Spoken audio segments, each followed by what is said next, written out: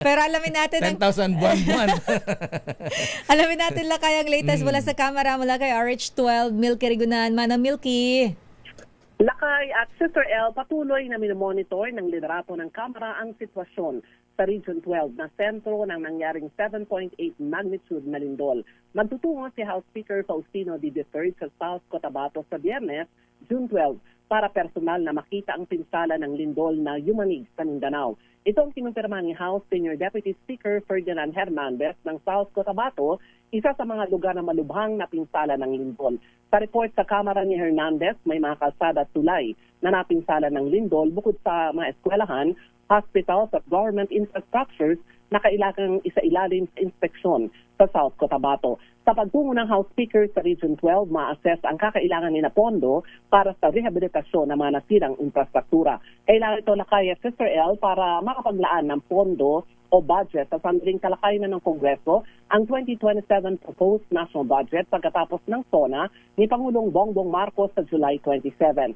Una rito, kinumpirma ni House Secretary General Cheloy Garafil na walang red carpet sa SONA ni Pangulong Marcos sa July. Sa Interagency Coordination Meeting sa paghahanda kahapon sa ikalawang SONA ni Pangulong Marcos, sinabi ni Atty. Garafil na ang simpleng pagdaraos ng SONA ngayong taon ay bilang paikisa sa maraming mga problema ng bansa. Mataas na presyo ng produktong petrolyo, mga bilihin at ang pinakuli ang pinsala ng lindol sa Mindanao. Ayon kay Garafil, sa kanilang ipapamahaging imbitasyon nakaspecify ang simpleng kasuotan, simpleng Filipiniana sa mga kababaihan at simpleng barong Tagalog sa mga kalalakihan. Ako si Milky Rigunan. Manang Milky. Yes, okay. Wala bang panawagan si Manong Speaker Bogie D, ha? Na yung mga kongresista doon sa Mindanao na apektado ng lindol, magbigay din ng ayuda. Ayan, kahit kalahati malanong ka lang sweldo, isang buwan. Mhm. Alam mo na kay, noong panahon ni former House Speaker Martin Romualdez at mukhang ito rin ipatutupad ni Speaker Faustino D na nagpapasbahat yung mga kongresista. At yung malilikom, ibibigay naman sa mga lugar na nasalanta ng malubhang pinsala ng lindol. Bukod pa dito, yung gagawin nila Lakay at Sister L na mga relief operations na nangangalap din sila ng mga kailangang pagkain doon sa mga nasalanta ng lindol. So ito ay automatic na ginagawa naman ng Kamara. At kailangan ma-assess daw yung pinsala kasi ito yung magiging basis kung magkanong ilalaan para sa infrastructure rehabilitation kaugnay ng resulta ng nangyaring malakas na lindol sa Mindanao. Kala ko manawagan din sa mga contractors, ayan, magdala ng maleta sa Mindanao. Ayan, yung mga Marines mo, Atty. Levy Baligod, yung mga maleta boys, ha? Ayan, wala bang i-deliver, doon na lang dalhin sa Doon na lang Mindanao. dalhin, para mapakinabangan.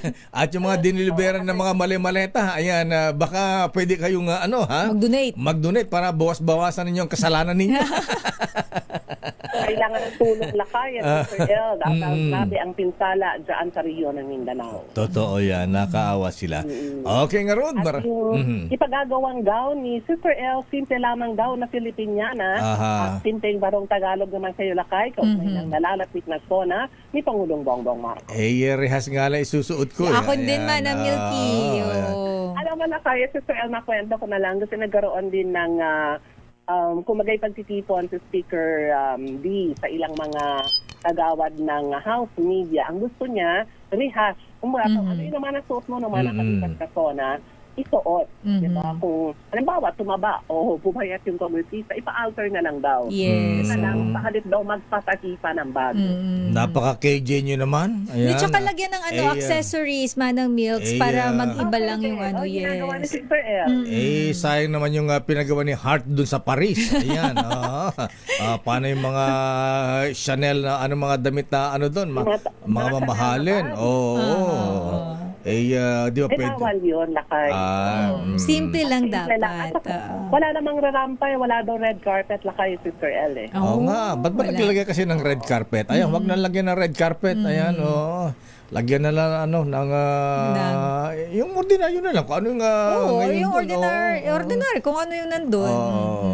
Ayan. Nauso pa kasi yung red carpet Oo, eh. tsaka yung mga cameraman kasi huwag na maglalagay ng mga ano doon, mga magse-set up ng camera doon sa hallway para Mag-picture. Oo, para akala mo nasa Oscar Awards yung mga mga congressman, mga asa-asawa nila, mga ganyan, pabunggahan. Ayan.